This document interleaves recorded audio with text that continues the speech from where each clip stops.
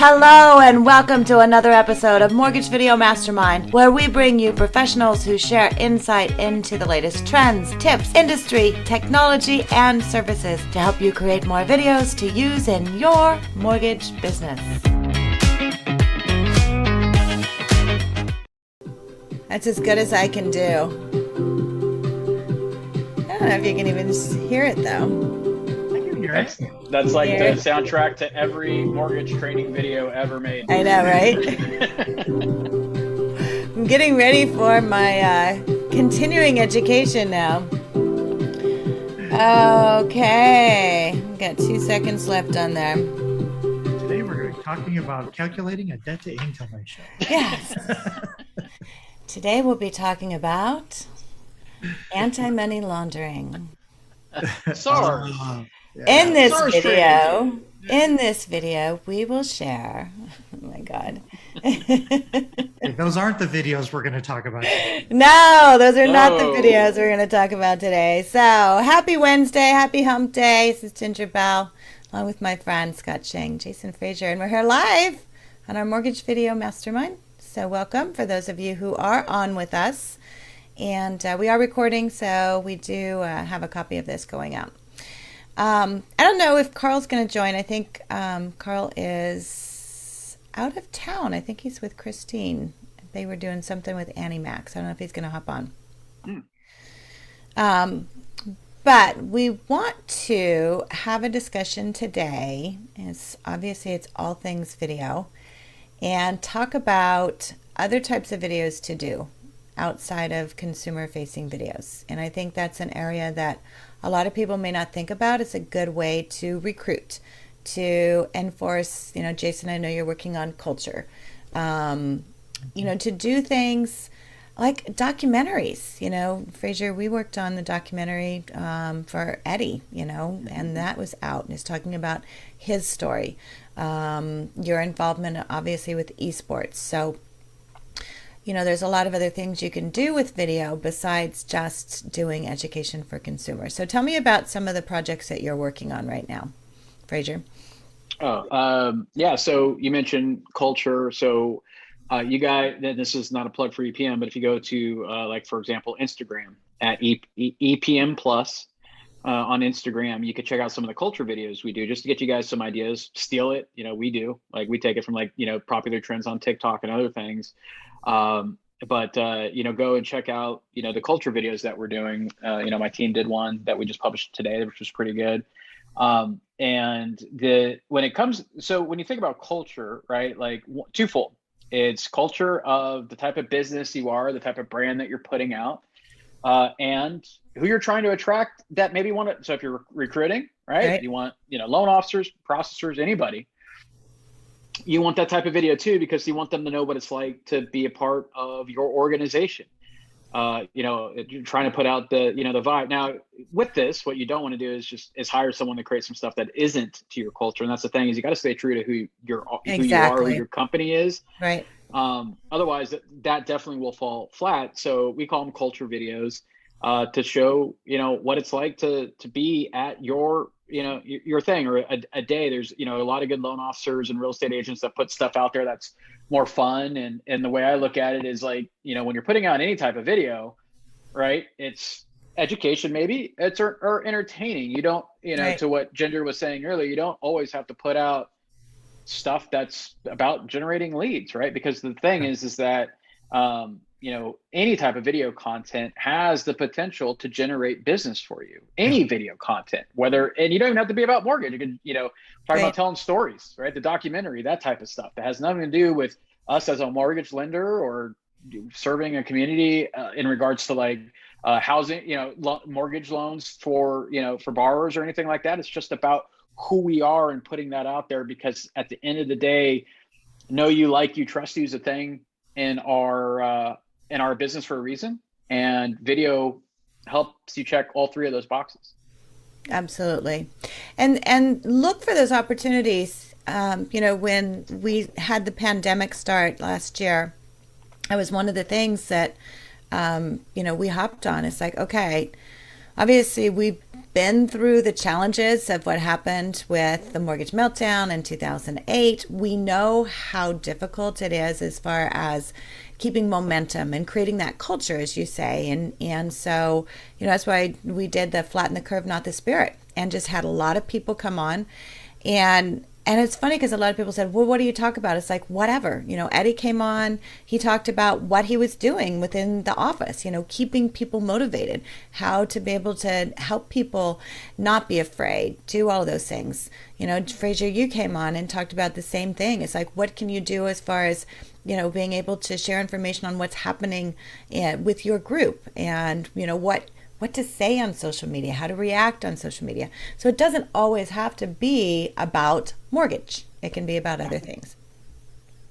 Oh, It's also a trap that, with the entrepreneurial type, especially solopreneurs get into, and it's all of your marketing, all of your messaging is transactional because that's how you get paid. But the reality is if your relationship depends solely on the transaction, then you really run the risk that's one leg on a three-legged stool, right? And it's very, very wobbly, and you have to lean it up against something else. So I love the idea of those cultural videos. And what do you do with those cultural videos? I still think that one of the resources, one of the trust assets that so few people take advantage of is their Google My Business page. And more recently, they used to have, when you would post content and you post articles, it would disappear in 2 weeks. Well, they've eliminated that and it's permanent. So you can post those videos and you can post them and there's little tags of like what's happening or what's new.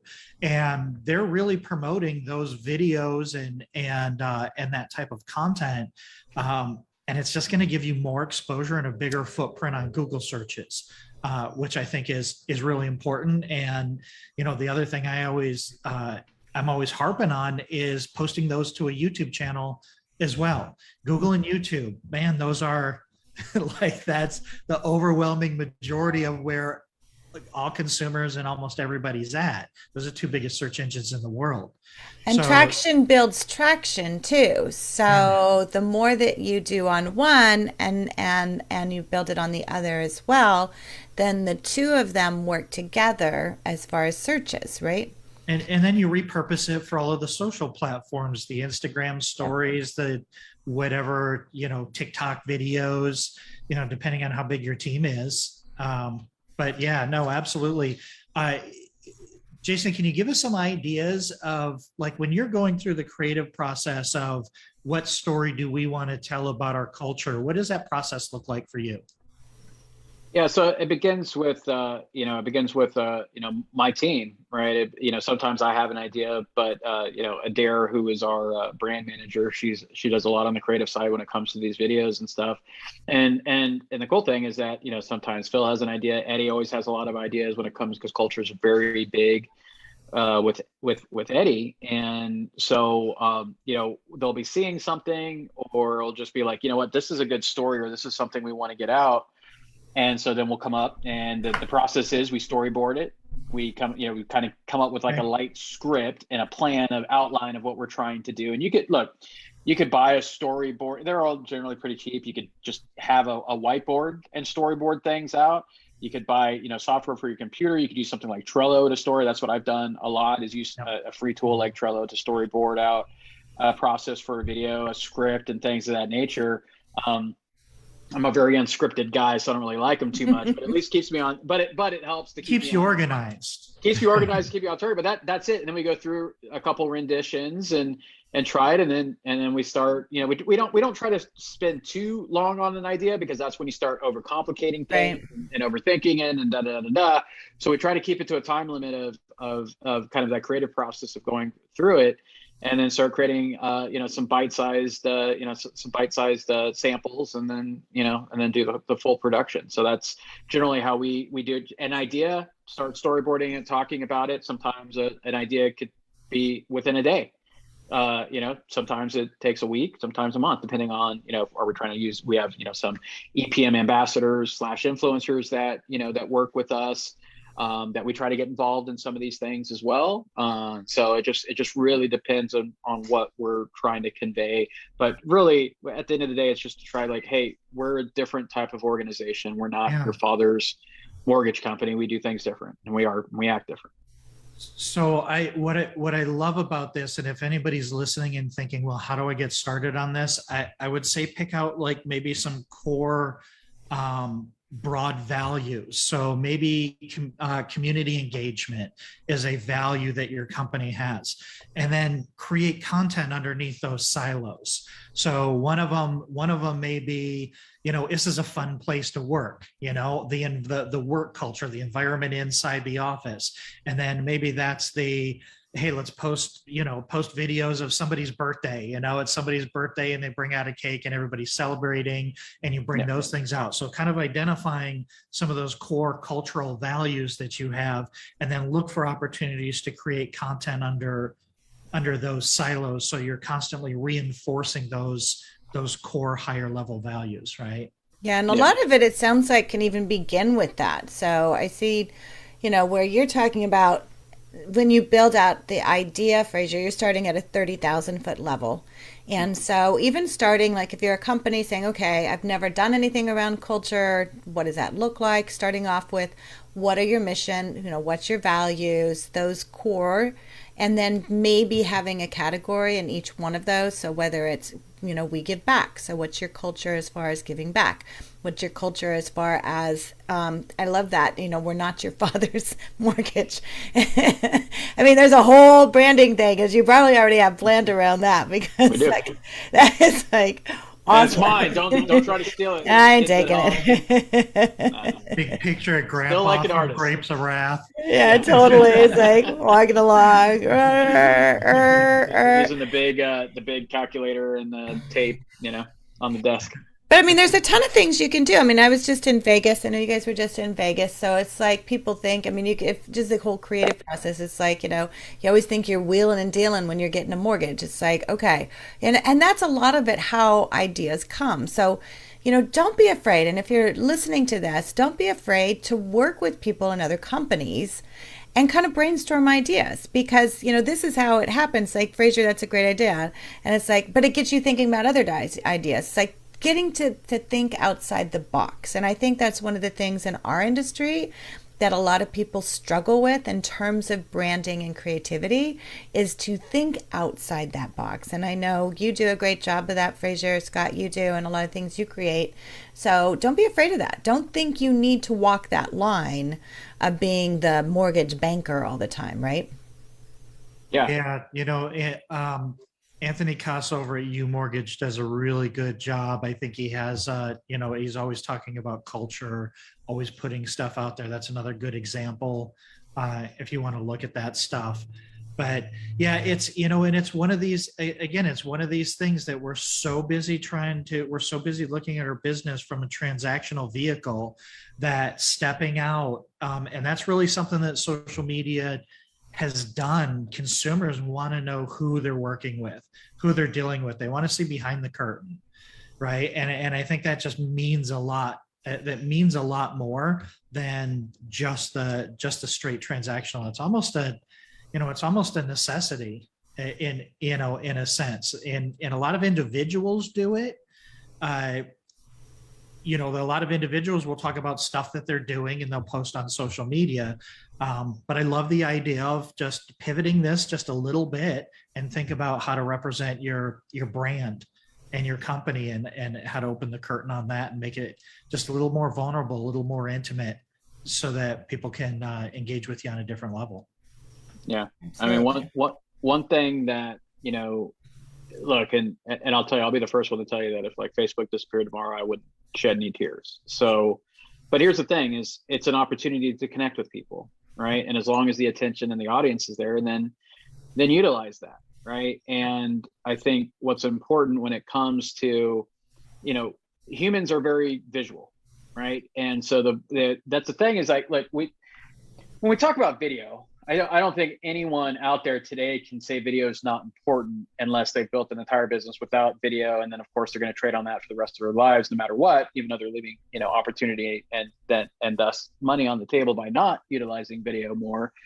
But you need to create some stickiness with your audience, right? You have a lot of competition out there, right? You have online lenders, you have your local competition in your market, you have real estate brokerages that have their own mortgage companies, builders. So you have a lot of competition for the consumer attention, and just the loud noise of the digital age that we live in every single day. So it's important that when you're doing a video, here's the thing: if you take a risk and it's a silly video and whatever, like, don't worry about it, right? Because that will probably actually get you more attention and more visibility than a perfectly shot video would, because it's more realistic. And don't be afraid to try new things. If it doesn't work, who cares? It's going to be forgotten about tomorrow, right? But if it does work, the risk reward on doing video is there's such a disparity as far as the risk piece of it, that again, as long as you're being tasteful and not, trying to attach yourself to polarizing, topics. Right. But, the thing is that there's so much opportunity, especially in our industry. Guys, look, we are as boring as it comes as an industry at scale, right? Not everybody, right? We have there's some music mortgage companies. Yeah. You gotta play the tune music again. But like, we're a boring industry, and it's time. And look, no one's excited. It's like getting your taxes done. Like, no one's super excited to go and do that stuff, right? So like, try to make it fun, right? Try to enjoy it. And also, like, to Scott's point, like, show behind the curtain, show like when stuff goes absolutely wrong, right? And when, especially whether it's dealing with agents, whether it's dealing with, appraisal, right? Like, if you guys aren't doing like appraisal, like level skits right now, just because the cool thing is this educates, because you're setting expectations, right? Especially with agents that want that ETA on that appraisal every 5 minutes, right? That isn't coming in ever, right? Until, at least, anytime soon. It's going to take a couple of weeks.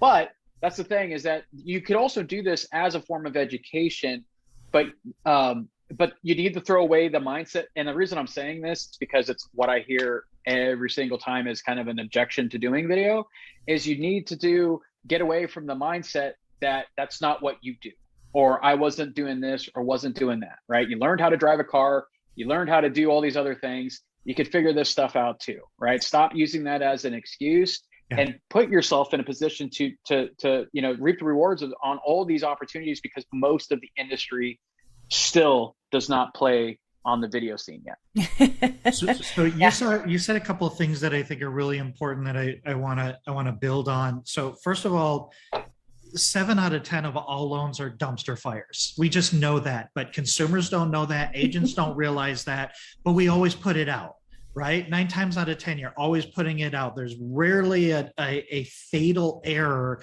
If you're doing your work up front, there's rarely a fatal error that's going to kill the deal. So doing those types of videos, and when you talk about the downside risk, the risk reward, really the downside risk is almost that nobody will watch it.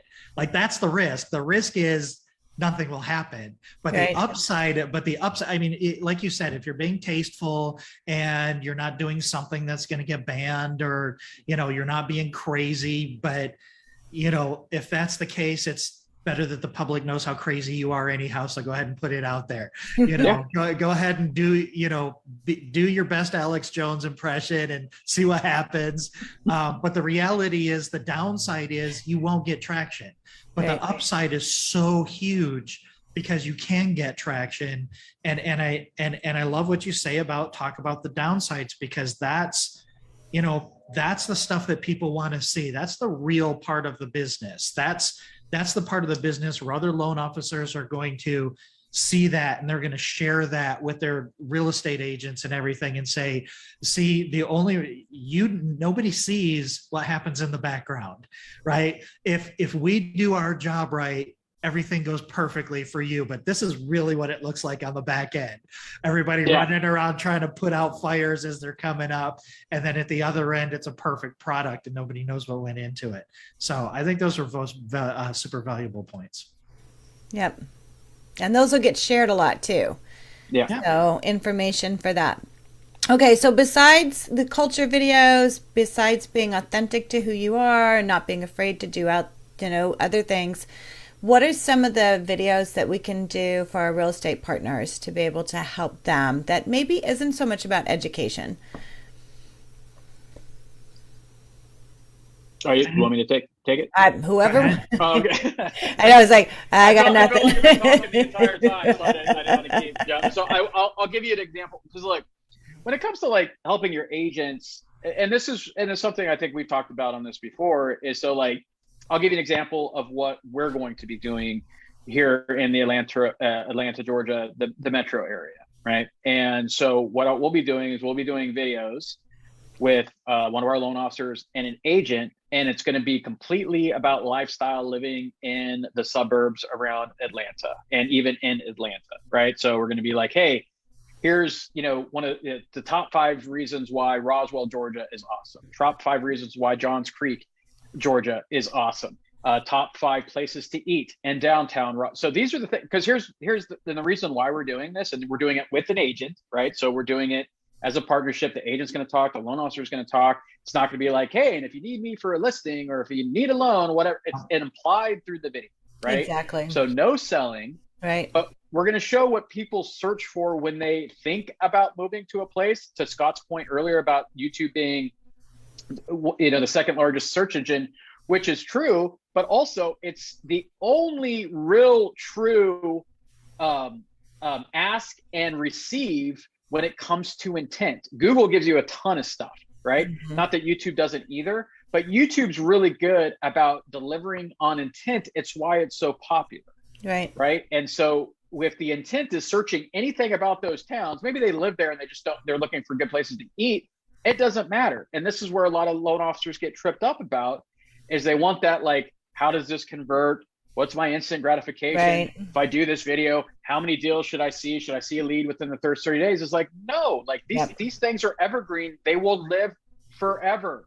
And so you go and do this, and who cares if someone's moving to that place and sees it, as opposed to someone who lives in there, but you think they're never going to sell or buy their house. And let's say, oh, well, if they're selling their house and they move to somewhere I'm not like, this is the thing, is like, you guys come in your heads, come up with all these reasons on why not to do something. Let me tell you this. How many agent partners do you think you can make happy by giving them listing opportunities, right?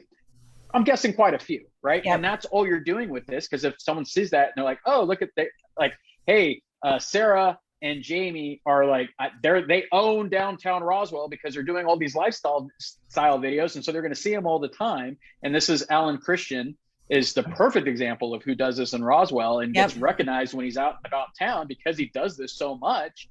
Is that then the worst case scenario is that you get leads that you're giving to agents, right? And you're acting as like a true part of the community of helping and advising people, right? And so, but you're not talking about your business, right? So that's, if you're going to do anything with an agent when it's like co-marketing, do lifestyle videos of the market that you serve, because they're evergreen, there's an intent. Do pay best pizza places, best burger places, best parks, best places to take your kids. On best thing to do on a Sunday. Like you could have a full 30-day calendar of just one area, right, of videos, and you don't need to do they don't need to be 6 hours, right? They could be 10 minutes, right? It can be a side-by-side StreamYard with the proprietor of a business or with the real estate agent, not talking about, hey, you help people buy and sell in this community all the time.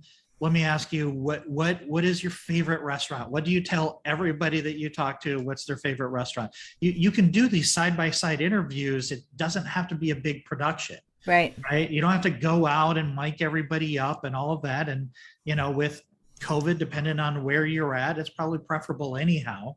But yeah, another thing that we're talking about here, Fraser, that I think people get caught up on is everybody wants to put in a quarter and get out a gumball.